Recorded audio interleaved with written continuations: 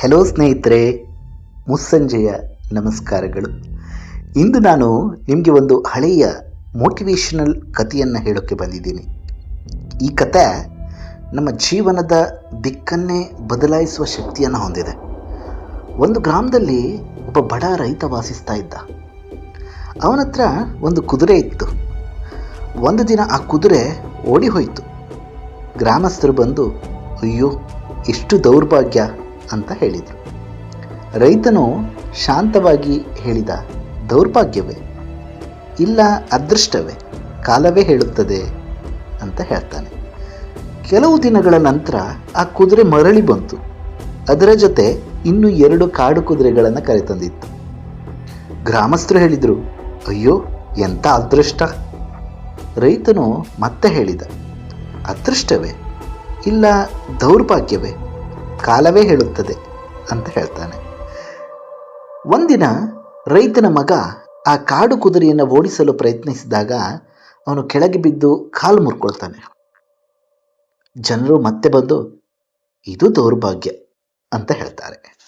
ರೈತನು ಎಂದಿನ ದಾಟಿಯಲ್ಲಿ, ದೌರ್ಭಾಗ್ಯವೇ, ಇದನ್ನು ಕಾಲವೇ ಹೇಳುತ್ತದೆ ಅಂತ ಹೇಳ್ತಾನೆ. ಕೆಲವು ದಿನಗಳ ನಂತರ ಯುದ್ಧ ಆರಂಭವಾಯಿತು. ಗ್ರಾಮದ ಎಲ್ಲ ಯುವಕರನ್ನು ಸೇನೆಗೆ ಕರೆದುಕೊಂಡು ಹೋದರು. ಆದರೆ ರೈತನ ಮಗ ಕಾಲು ಮುರಿದುಕೊಂಡಿದ್ದ. ಅವನನ್ನು ಕರೆದುಕೊಂಡು ಹೋಗಲಿಲ್ಲ. ಸ್ನೇಹಿತರೆ, ಈ ಕಥೆಯ ನೈತಿಕ ಪಾಠ ಏನಿರ್ಬೋದು?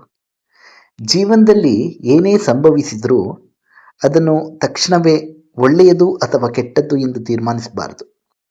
ಪ್ರತಿಯೊಂದು ಘಟನೆ ಕೂಡ ಒಂದು ದೊಡ್ಡ ಯೋಜನೆಯ ಭಾಗವಾಗಿರಬಹುದು ಅಲ್ವಾ? ಅಂದ ಹಾಗೆ ಈ ಕತೆ ತತ್ವಜ್ಞಾನಿಗಳಾದ ಲಾವೋ ತ್ಸು ಅವರ ಚಿಂತನೆಯಲ್ಲಿ ಸಿಗ್ತದೆ.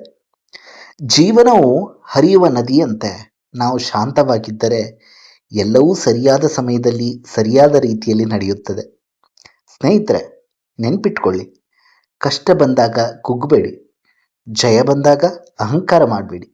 ಎಲ್ಲವನ್ನು ಸಮತೋಲನದಿಂದ ಸ್ವೀಕರಿಸಿ. ಇಂದು ನೀವು ಎದುರಿಸುತ್ತಿರುವ ಸಮಸ್ಯೆ ನಾಳೆಯೇ ನಿಮ್ಮ ದೊಡ್ಡ ಯಶಸ್ಸಿಗೆ ಕಾರಣವಾಗಿರ್ಬೋದು. ಆದ್ದರಿಂದ ಧೈರ್ಯವಾಗಿರಿ, ಧೈರ್ಯದಿಂದ ಮುನ್ನಡೆಯಿರಿ ಮತ್ತು ಜೀವನದ ಮೇಲೆ ನಂಬಿಕೆಯನ್ನು ಇಡಿ. ಧನ್ಯವಾದಗಳು. ನಿಮ್ಮ ಬೆಂಬಲವೇ ನನ್ನ ಪ್ರೇರಣೆ. ನಮಸ್ಕಾರಗಳೊಂದಿಗೆ ಮಾಡರ್ನ್ ಆಧ್ಯಾತ್ಮಿ.